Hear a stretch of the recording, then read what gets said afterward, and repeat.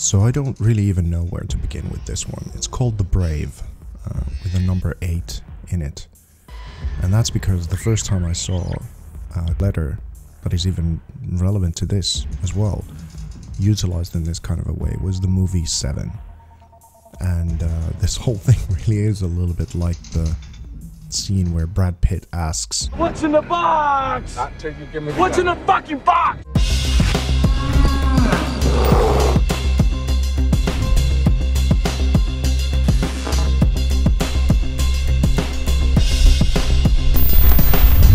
And starting from fun, there would be the Dogecoin that is on a landing strip of a SpaceX ship, and of course Elon being a big fan of Dogecoin. But in this particular case, the Doge has been made into Jabba the Hutt, and Princess Leia is strangling the Doge from behind, much like in the movie. So I just felt like starting off light because I find that hilarious, as well as on the sort of Fed and American side of this island, you have this phenomena that happened just a while ago. I believe it was around a year ago. So there was this sort of New Age circle tanning craze where people kind of tanned their buttholes as if that was a big health thing to do. And I remember laughing my... well... 7 trumpets will mark the judgment of the living on earth. 4 devastations and 3 woes. These are 7 redemptive judgments to plague earth while salvation is still possible before the close of mercy. This mystery OG from the origins of Bitcoin, it seems, if not part of the whole thing, from at least a very knowledgeable person ever since the beginnings of this. We had over 10 hours of conversations that were very, very heavy downloads that go into incredible depth and detail into what he describes are the origins of Bitcoin. And the number 8 comes from how it was all concocted from 8 different specialty points of view, including politics and banking, psychology, sociology, biology, and so forth. I'll go into that in more detail. But even though many things were clearly beyond my pay grade and I wasn't here to know the identities, this was a big privilege to be able to get this information and turn it into art. Because I can tell you this individual is no joke. These conversations that we had that took over 10 hours are among the most intense I've ever had in my life. And the 7 part is due to the 7 trumpets from the revelations of the Bible. And one of the points of view that he told that Bitcoin was kind of founded as a religion first, even before it was a technology. And the worldview is kind of like that, which really makes sense to me in certain ways. And I never quite had heard it articulated in that way. And in some sense, this has come to be true with many people that I've met in the Bitcoin space, who are especially Bitcoin maximalists, of why and how they hold things religiously. So this is the central part of it. At the very core of this art piece, there is the solved problem of the Byzantine generals and the Taurus idea, and the 7 trumpets are next to it. And then you start to go into the outer rings that are essentially these 7 islands of sin. Because when you take the big picture of this, what you have is an ocean and the central banking system that is surrounding this island. It's the Fed and the European Central Bank, the Russian one, the Chinese one, the Indian one. And it's like this paradise island has been dropped inside of, or on top of, this whole system, causing a massive wave, kind of like Atlantis rising rather than going into the waves, and you have these all of these symbologies from the Great Flood, which is in many cultures all over the world, and going into how I was given this information about these that you kind of quickly infuse would have been 8 individuals as opposed to just 8 points of view, kind of like these experts of their fields who came together to put this invention into a functioning whole. It's because I was very worried that the amount of information that I was given was going to drown out the actual art, that there wouldn't be something so impactful. And what I remembered at the early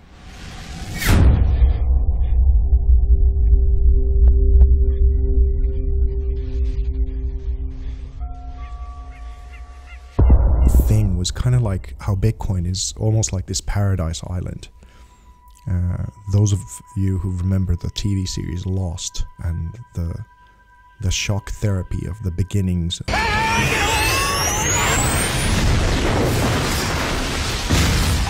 the first episode where a bunch of different people with these different temperaments land on this paradise island, and who among us hasn't fantasized of going on a paradise island and not having some of the modern let's call it suffering inflicted upon us, but then quickly you start to realize how the personalities clash, the ideas clash, and the goals clash, and different things start to go array, and there's a mystery part about the island that you can't quite put your finger on, which is very visible and tangible in Bitcoin. And in some sense there are so many different things about this island that is such a beautiful thing that we're all involved in, but there's something humbling about the whole idea of Bitcoin having been under attack and not even nation states being able to take it down, and we kind of take it for granted already. It is the standard, it is the thing that every other cryptocurrency is measured against, and it's a thing in and of itself that didn't have a precedent before it became something in our world. And only in 11 years it has become a force to be reckoned with.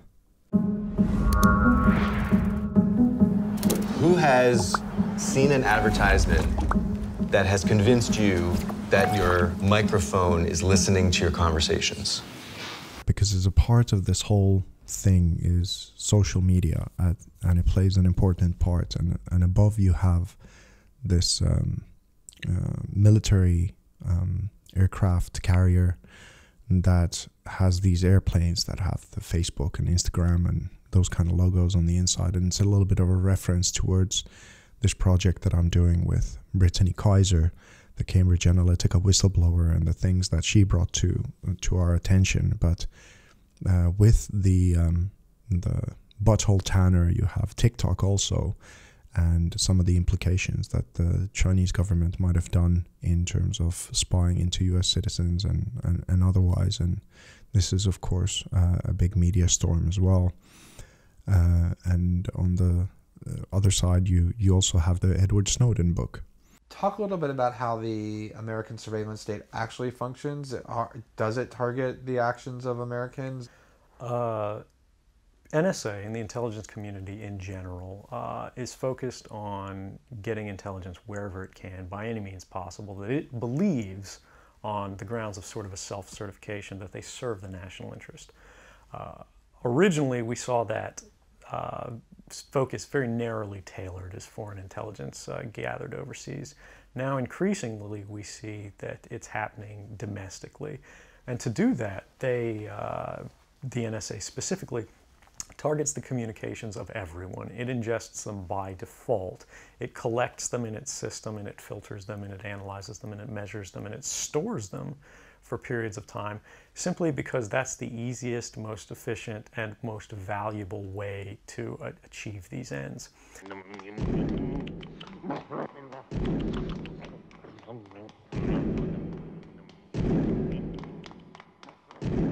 During the era of Jackson Pollock, CIA also got involved into being interested about modern art and how it could serve some of their agendas and counter some of the things that are in the television set on the American side from Yuri Bezmenov, the ex-KGB high-ranking officer who came to the States and was interviewed and told some of the secrets that this agency had been up to for some time. In case of religion, destroy it, ridicule it, replace it with various sects, cults, which bring people's attention, faith, whether it is naive, primitive, doesn't really matter. As long as the basically accepted religious dogma is being slowly eroded and taken away from the supreme purpose of religion, to keep people in touch with the supreme being, that serves the purpose. I stood in front of the Shah of Iran, the presidents of Indonesia, Ecuador, Panama, members of the Royal House of Saudi Arabia, and I've said something like, in this hand, I have millions of dollars for you and your friends if you play our game. In this hand, I have a gun in case you decide not to. Now, my words were more diplomatic than that, but that was the message. And then, of course, you have the economic hitman from the cover of the book by John Perkins, who was marching towards the seven trumpets from the banking side of one of the islands. And I seek the finest and the bravest knights in the land to join me in my court at Camelot. One of the essential themes that I've explored maybe even a couple of times, and it keeps reoccurring as a theme in my work, is the Knights of the Round Table, and what it means for you to be a full person and a courageous person in the face of the world.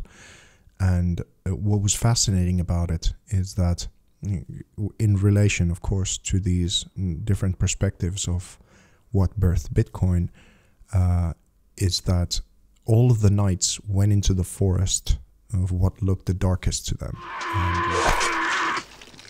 Victory is mine. We thank thee, Lord, that in thy mercy... Come on, then. What? Have at you! And you have these 7 sectors or forests of sin on the inside of this island just after the trumpets and the 8. It looked like this was the kind of thing is that you required many different individuals to go to these specialist segments to see what really is up in order to bring the insight to this collaboration for it to become a success and withstand all the different attacks. And one thing that I would maybe like to bring up as well is this Japanese whaling ship that has research written on the side of it, and it was they tried to pass it as a research ship, but in fact it was a whaling ship. And the way that it relates to crypto, of course, is that you have a whale that has been taken out of the ocean, as in a crypto whale, and the Economist paper front image of when they were commenting upon the eternal printing machine is integrated into the ship, and it's sort of printing the whale out of the ocean. And there's a Luke Skywalker again walking on the plank, but this time with an Apple head, which is to say that the market cap of crypto altogether is less in crypto than on Apple. So we could still easily be printed out of existence.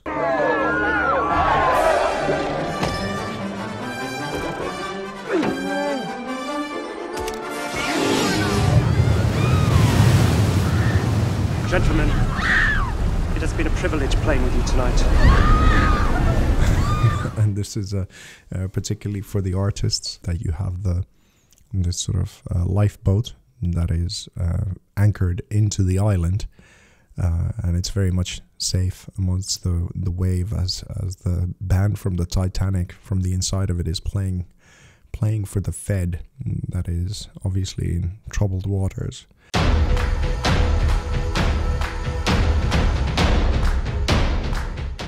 there's this very modern, an actual yacht that has a underneath the ocean and above the ocean part, and it kind of looks like the Ethereum pyramid, and it's got very, very attractive tech, and it is the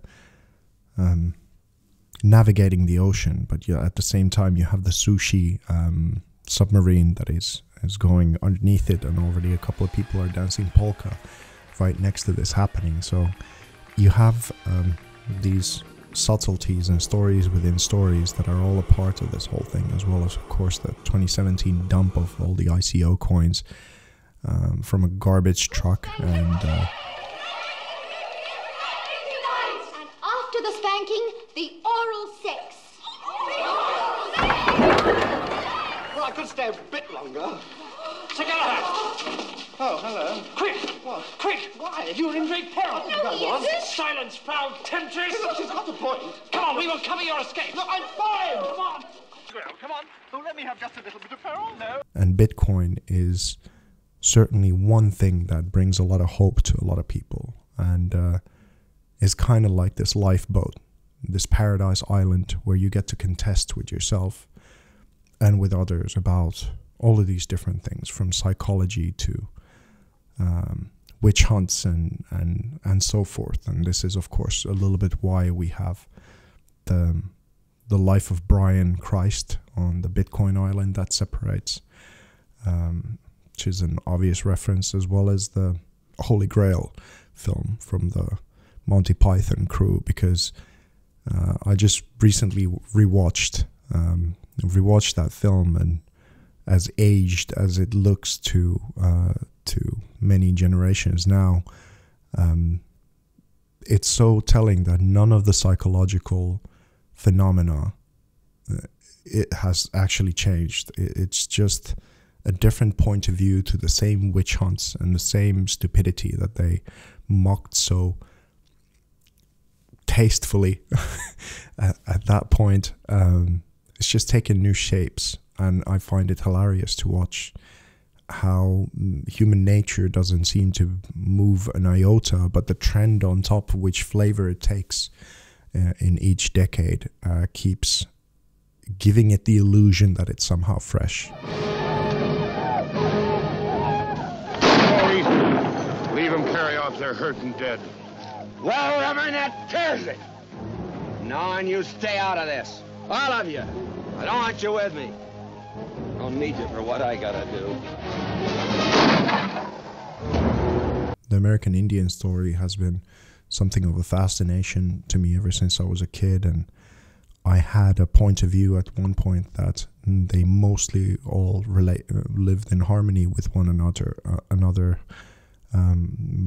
But this brought some nuance to maybe even with... My book is really about two things. One is the big kind of epic sweep of the rise and fall of the Comanches as a tribe that I argue was the most powerful in American history. But in addition to this big story, it's also a small and intimate story of what happened to a family on the frontier. And that story involves the Parker clan. In the year 1836, a Comanche raid about 90 miles of what is today Dallas resulted in the kidnapping of a 9-year-old girl named Cynthia Ann Parker, which started one of the great epics of the American West. So you do have the founding sins of America in this sort of Indian head on a pike, but the headgear is from a Comanche tribe, and the Comanches were kind of like the Mongolians of the Americas, and they mostly were on horseback. They didn't do any agriculture. They raped, pillaged, and murdered, and sort of lived a merry life of bandits in that kind of a way. So even in just that thing, there is nuance, even though it doesn't look like it might have a lot. And the Khmer Rouge Gauls on the other side, and these massive ideologies that have been clashing for as far back as we know anything. And you have things like I made a comment on the previous secretive agencies and the central banking system that is not really something that the general public has much of a awareness of, nor insight into.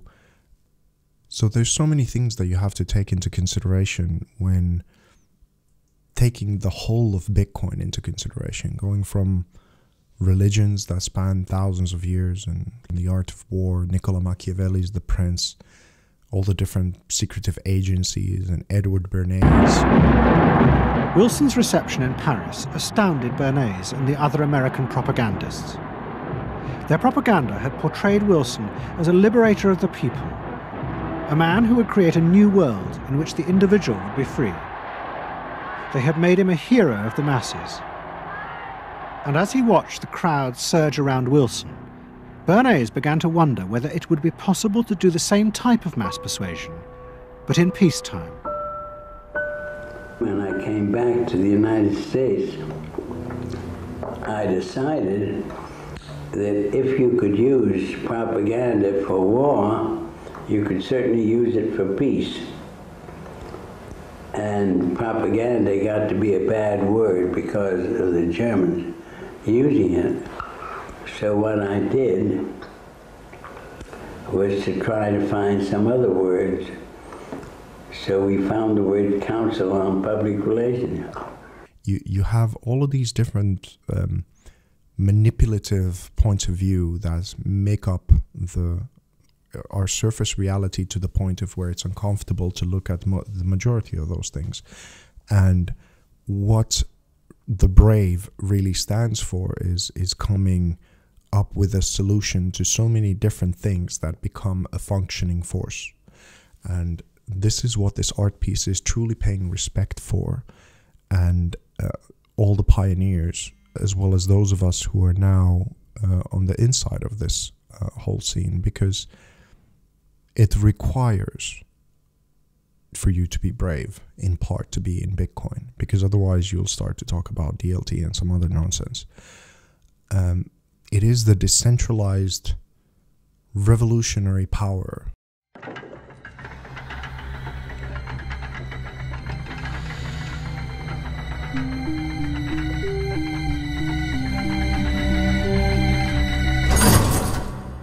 in the face of a time where we more and more feel like how our personal space and our bandwidth to express ourselves is getting more and more limited. Because if you comment upon some things in politics or gender, race, whatever these things are, you're immediately put into a camp and all nuance is lost, and you're then called terrible names, no matter from which point of your heart are you coming into this from, let alone if you have some controversial ideas otherwise.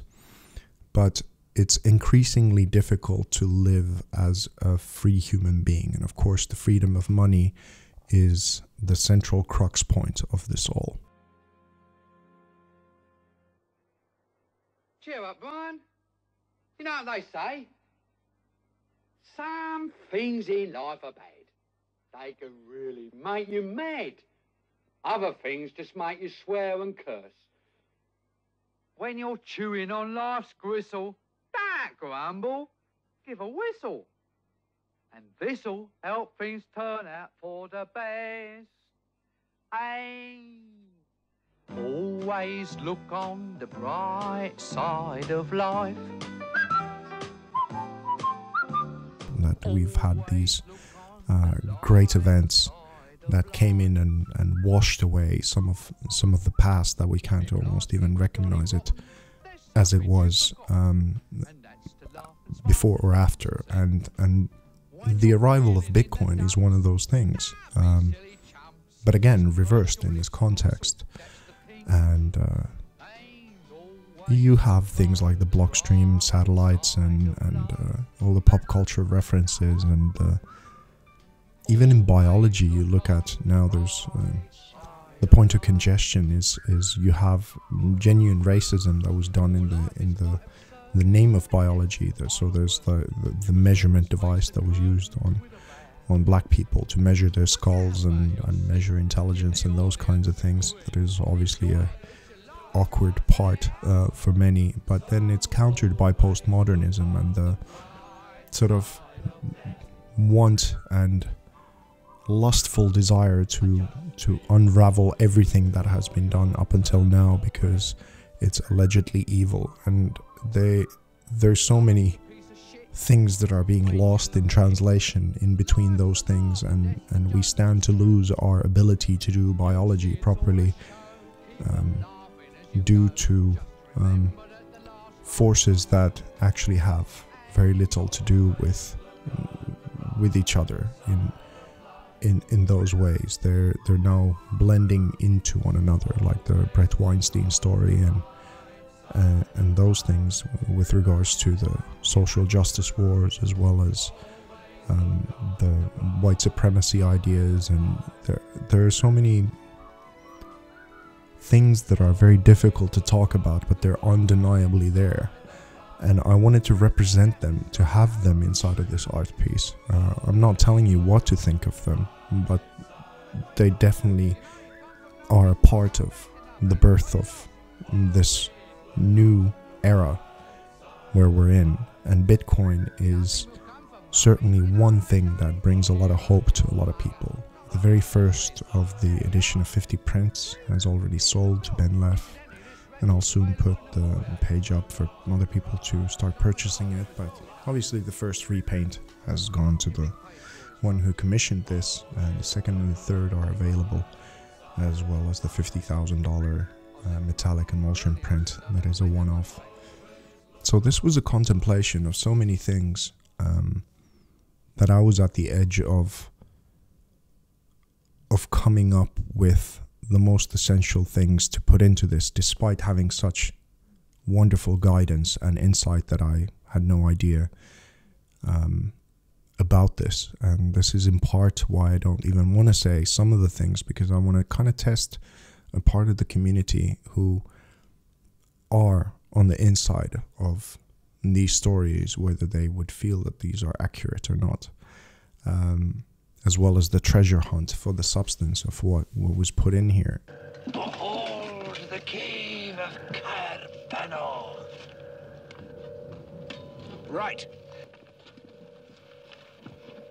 Where? There. What, behind the rabbit? It is the rabbit. You silly sod! What? You got us all worked up! Well, that's no ordinary rabbit. Oh. That's the most foul, cruel, and bad-tempered rodent you ever set eyes on. So one more thing to mention about this whole thing, once again looking at the big picture of it all, is the butterfly effect, and how a very, very small thing can become a storm.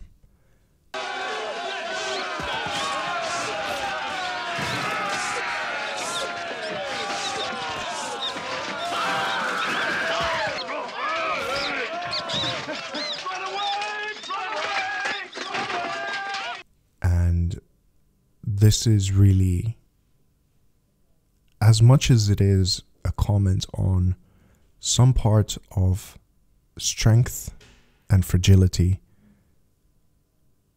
it is about faith. It's about faith in a armored train that is on tracks towards success.